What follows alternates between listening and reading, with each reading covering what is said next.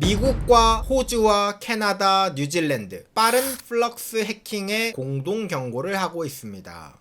이거 한글로 해석해서 그런데요. 패스트 플럭스 기법이라는 게 존재합니다. 쉽게 말하면 도메인에 연결되는 IP 주소를 바꿔치기, 빠르게 바꾸는 기법을 우리는 패스트 플럭스라고 이야기를 합니다. 해커들은요, 공격을 할 때 거점, 베이스라는 게 존재합니다. 이거를 우리는 해킹 인프라라고도 하고 서버라고도 이야기하죠.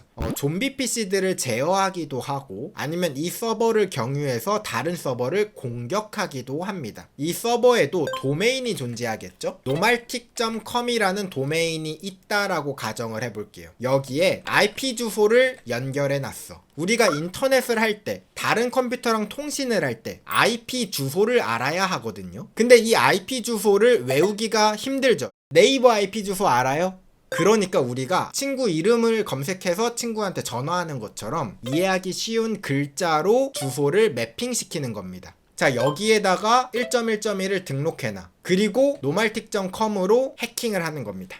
자, 그러면 방어하는 사람 입장에서는 야, 이거 nomaltic.com 나쁜 녀석이네, 막아야 되겠죠. 어떻게 막아요? nomaltic.com 막아라! 얘를 차단합니다. nomaltic.com은 이제 우리랑 얘기 못해, 금지. 자, 그럼 해커들은 어떻게 해요? 서버를 다시 파는 게 아니라 주소만 다시 등록해요. 그러면 그 다음 방어하는 사람 입장에서 야, 이것도 차단해, 또 만들어. 야, 이것도 차단해, 또 만들어. 무한 증식할 수 있거든요. 그러니까 방어하는 사람 입장에서는 도메인 주소도 보고 막지만 해킹 공격이 들어왔을 때 가장 최선의 방법은 무엇이냐? 그 IP 주소를 막는 거예요. 그래서 해커들은 어떻게 보법을 바꿨는가? 이 IP 주소를 바꿔.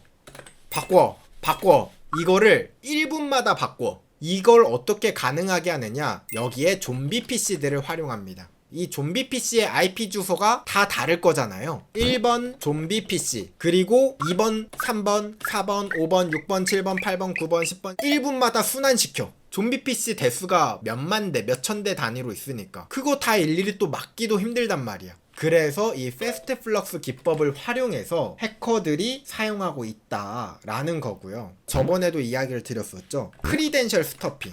사람들이 이 크리덴셜 스토핑 IP 주소 기반으로 해가지고 그거 차단하면 되는 거 아니냐라고 하는데 이거 뭐 어떻게 막을 건데. 그래서 이 IP 주소를 기반으로 해서 탐지하는 게 근본적인 대안은 사실 아니다 라고 제가 이야기를 하는 거고, 오래전부터 사용하던 겁니다. 2007년이었어요. 그래서 지금은 이걸 또 방어자들이 막아내고 있겠죠. 그래서 이거를 또 업그레이드를 시킵니다. 그렇게 IP 주소만 바꾸는 걸 단일 플럭스, 싱글 플럭스라고 하고요. 여기에 DNS 관리하는 네임 서버까지 1분마다 바꾸는 거야. 그걸 이중 플럭스, 더블 플럭스라고 합니다. 그러면 도메인에 대해서 추적하는 것도 힘들죠. 공격자들은 이런 식으로 계속 공격 기법들을 업그레이드하고 있었고요. 여기에서 이제 여러분들께 또 드리고 싶었던 오해, IP 주소에 대한 오해를 같이 이야기를 한번 해볼까 합니다. IP 주소가 절대적인 지표냐?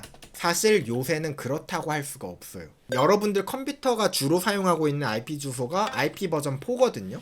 사실 얘는 고갈이 된 지 엄청 오래전이에요. 몇십 년 전에 이미 고갈이 됐어. 자, 그러면 이 IP 주소를 어떻게 쓰고 있습니까? IP 주소를 다른 사람과 함께 쓰고 있어요. 여러분들의 IP 주소가 또 바뀌어 있는 경우가 있습니다. 여러분들의 IP 주소는 얼마든지 바뀔 수 있다라는 거고요. 그럼 IP 주소가 노출되면 난 해킹당하나? 그건 또 아닙니다. 여러분들 컴퓨터에 이상한 프로그램이 설치되어 있거나 뭐 그런 경우면 뭐 해킹을 당해도 보통 여러분들 공유기를 통해서 인터넷을 쓰시잖아요. 그렇기 때문에 IP 주소가 노출된 것만으로도 해킹을 당하는 경우는 거의 없습니다. 가끔 인터넷에서 여러분들 시비 걸리면 네 IP 땀 무시하시면 됩니다. 너무 걱정되시면 IP 주소 여러분들 바꿀 수 있거든요. 바꾸셔서 사용하시면 되겠고요. IP 주소 추적 불가능하네, 악플 써도 되겠네. 근데 통신사에서, ISP 회사에서 경찰이 그 주소 로그를 보면 몇 시 몇 분에 사용한 IP 주소는 뭐 어떤 아파트에 몇 동 몇 호에서 나왔다, 이런 것들이 다 나옵니다. 추적 다 가능합니다. 여러분들 인터넷에서 선 넘지 마시고 요 오해 정리를 좀 해드렸습니다. 자, 요게 이제 첫 번째 제가 가져온 해킹 기법이고요. 두 번째 해킹 기법. 야, 이것도 좀 신박합니다. 신박해. 주소 중독 공격. 들어보셨어요? 어드레스 포이즈닝입니다. 암호화폐에서 활용되고 있는 기법입니다. 이걸 어떻게 하는지 제가 설명을 드려보도록 할게요. 자, 첫 번째. 내가 해킹하고 싶어 하는 대상의 지갑 거래 내역을 먼저 확인을 해. 내가 만약에 노말틱의 암호화폐를 해킹할 거야. 그럼 노말틱의 암호화폐 지갑 주소를 알아내. 지갑 주소의 거래 내역을 누구나 볼 수 있죠. 왜냐? 그게 블록체인의 특징이니까. 자, 그 거래 내역을 보니까 자주 사용되는 지갑 주소가 있네. 자주 거래하는 주소를 먼저 파악합니다.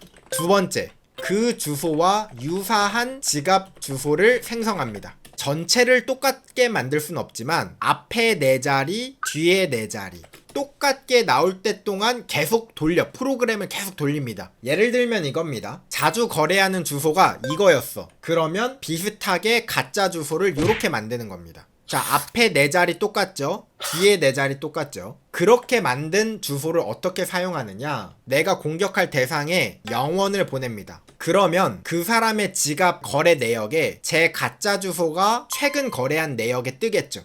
자, 그럼 사람은 거래 내역을 보고서는 복붙해가지고 거기에다가 이체를 합니다. 아, 저번에 보냈던 곳에 보내야지. 첫 글자 4글자, 뒷 글자 4글자 보고 아, 맞아, 이거였어. 자, 하지만 그 주소는 뭐였다고요? 해커의 가짜 지갑 주소.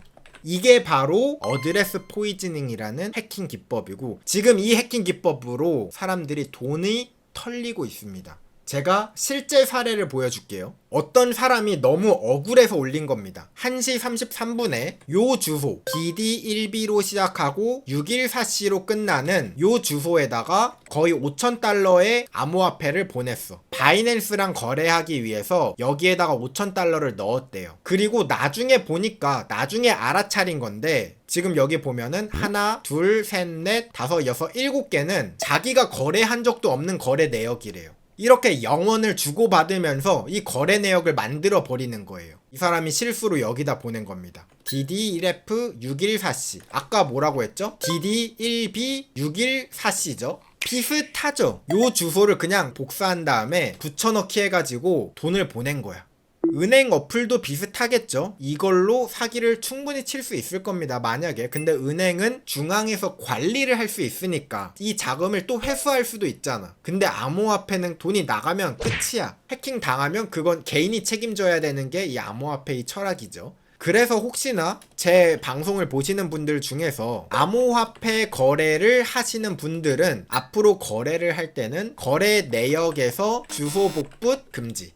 근데 센트는 뭐야? 내 지갑에서 주소가 나간 거잖아. 이 지갑 주소로. 이 기록은 왜 남겨져 있는 거지? 근데 저도 이게 궁금해서 찾아보니까 0원을 전송할 때는 이걸 이렇게 기록에 남길 수가 있대요. 이런 식으로 0원인 경우에.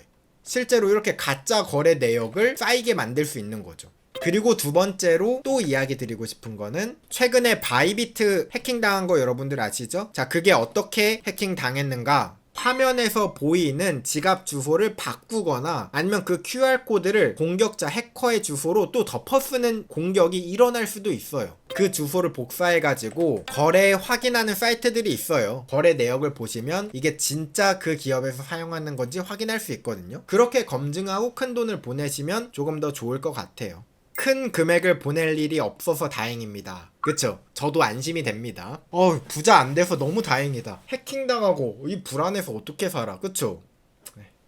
여기까지가 이제 해킹 기법들에 대해서 조금 가져와 봤고, 이런 거 보면은 물론 나쁜 일인데 저는 그냥 하나의 예술 작품을 보는 듯한 느낌이 좀 들어요. 제가 예전에 미술관 가는 것도 굉장히 좋아했는데 즐겁고 감동받고, 근데 나중에 해킹 공부를 하면서 느꼈던 감정이 똑같더라고요. 어떻게 사람이 이런 생각을 했지? 그래서 저는 이런 해킹 기법들을 볼 때마다 창의력과 기법의 끊임없는 발전, 하나하나가 뭔가 좀 예술작품 보는 듯한 느낌이 좀 들어요. 범죄자들의 창의력은 끝이 없구나. 내가 하는 만큼 버는 거니까. 똑같아. 사업하시는 분들도 굉장히 좋은 아이디어를 내는 것처럼 범죄자들도 그런 것 같습니다. 해킹은 취약점을 파고드는 창의력. 야, 이걸 가지고 이걸 할 생각을 하네? 막 이런 것도 참 대단하고 재밌더라고요.